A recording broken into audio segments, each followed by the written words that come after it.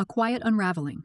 A story of slow departures, lingering silences, forgotten joys, and the subtle, steady return to oneself through solitude, loss, and quiet healing. He didn't leave all at once. It was more like a slow turning away.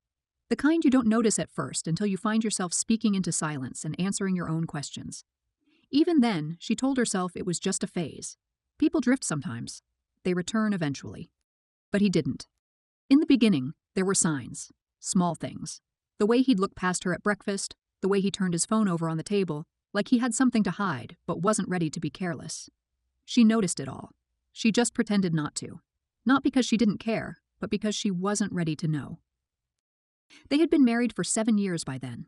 Long enough to have a rhythm, to move around each other without needing words. But somewhere along the way, the rhythm turned mechanical. The warmth faded. They lived in the same apartment and shared the same routines, but it felt like they were standing on opposite ends of a long hallway. She tried to fix it the way she thought she should. She cleaned more, cooked better meals, and listened more than she spoke. He didn't seem to notice. Or maybe he did, but didn't want to acknowledge it. Whatever he was looking for, she wasn't it anymore. She started sleeping with the lights on. Not all of them are just a small lamp on the bedside table. She told herself it was to help her fall asleep, but really, it was the quiet she couldn't stand. The kind that settles in when two people have stopped talking, but still pretend everything's fine. He spent more time at work. Or at least that's what he said. She stopped asking questions. It didn't feel like she had the right anymore.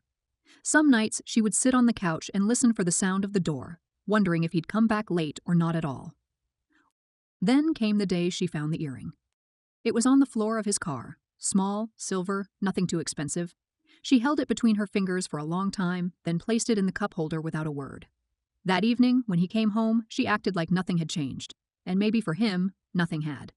But for her, something had shifted. Still, she didn't leave. She wished she could say it was because she believed in them, or that she wanted to fight for what they had. But the truth was, she didn't know where else to go. This life, even in its emptiness, was familiar. It was something she could manage. A few weeks later, she found out she was pregnant. It wasn't something they planned. She wasn't even sure if she was happy about it. But there was a small flicker inside her, something she hadn't felt in a long time. She didn't tell him. She wanted to wait. She thought maybe this would bring them back, or at least give her a reason to keep holding on. But the pregnancy didn't last. It ended before she had a chance to decide what it meant. She remembered sitting in the hospital, staring at the pale green walls, wondering how something that hadn't even begun could leave such a hollow space. When she came home, he was asleep on the couch. She stood there for a long time watching him. His face looked peaceful, relaxed in a way it never was around her anymore. She thought about waking him, telling him everything.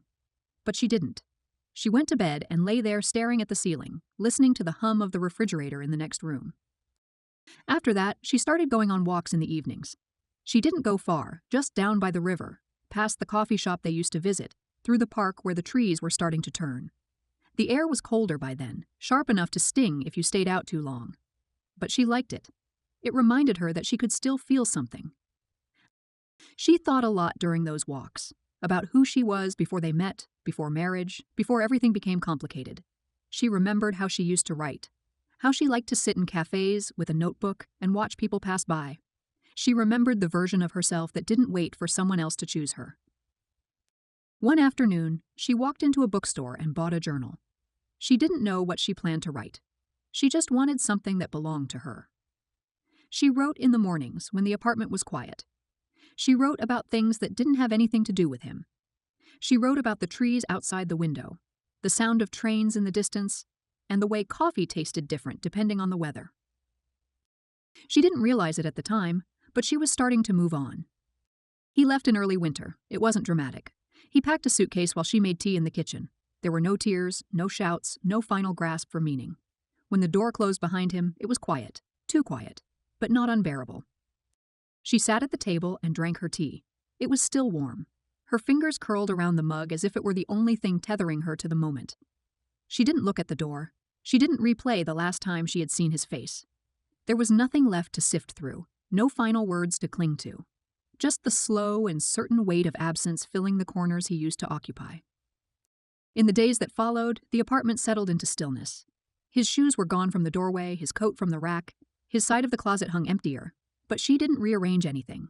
It was enough that space had returned, space not filled with questions or half-meant gestures, just space open, unhurried, hers.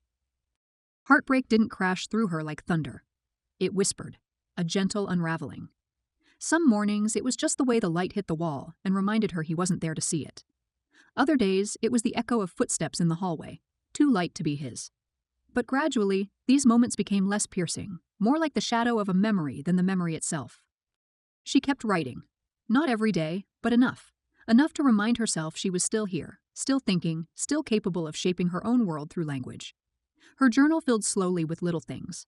The smell of winter rain, the pattern of frost on the window, the ritual of watering her plants. She learned the shape of her solitude. Not lonely, not broken.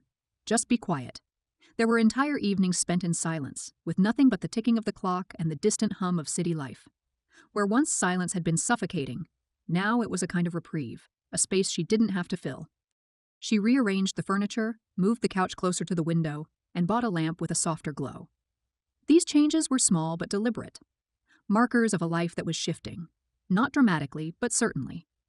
She donated a few things they had bought together, a set of mismatched mugs and a lamp that flickered too often. There was no bitterness in it, just a quiet acknowledgement that not everything needed to be carried forward. Her walks became longer. She lingered by the river more often, letting her breath slow with the current. Sometimes she brought a book, sometimes just her thoughts. She watched people as they passed, parents pushing strollers, joggers wrapped in layers, and older couples who still moved in unison. None of it made her wistful.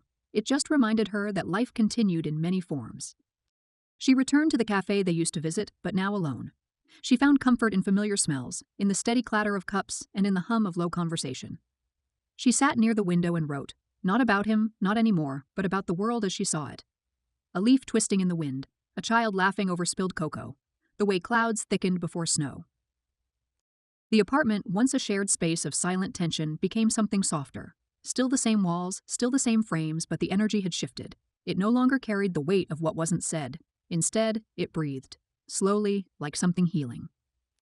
She went through the photos one afternoon, not to throw them away, but to remind herself that not everything was sorrow. There had been real moments of laughter, closeness, and ease. They just didn't last. She placed a few in a box and stored them in the closet, not erased, just set aside. There were nights when the ache returned, unexpected and sharp, usually sparked by something small, a dish he used to cook or a song playing in a store. But even then, it didn't undo her. She let the ache pass through her, like the weather. Temporary. Bearable. She began to dream again, not of him, but of places. Forests she'd never visited, cities lit with rain, strangers with kind eyes. Her mind was beginning to wander outward again, away from loss and toward possibility. It didn't feel like an escape. It felt like a return.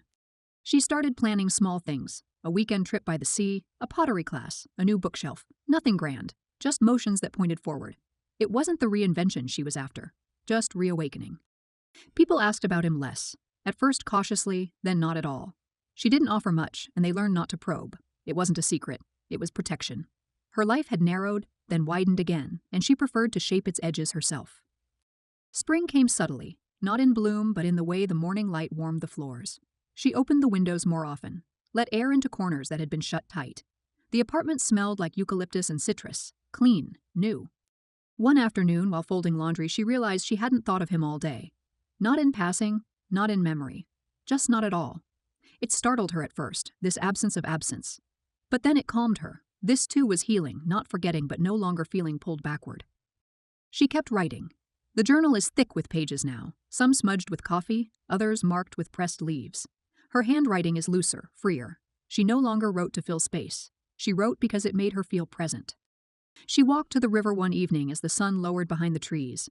The water shimmered in pink and orange. She sat on the bench they had once shared, but she didn't think of him. She watched the ripples, the way they caught light, and the way they moved forward. There was no ceremony for her healing, no final moment of clarity, just time and space and 1,000 small choices that built a different kind of life. Not louder, not fuller, just real. She still didn't know what came next, but she had stopped needing to know. There was peace now in the rhythm of her days, in the sound of rain. On the way, her plants turned toward the sun, in the absence of waiting. That was its own kind of beginning.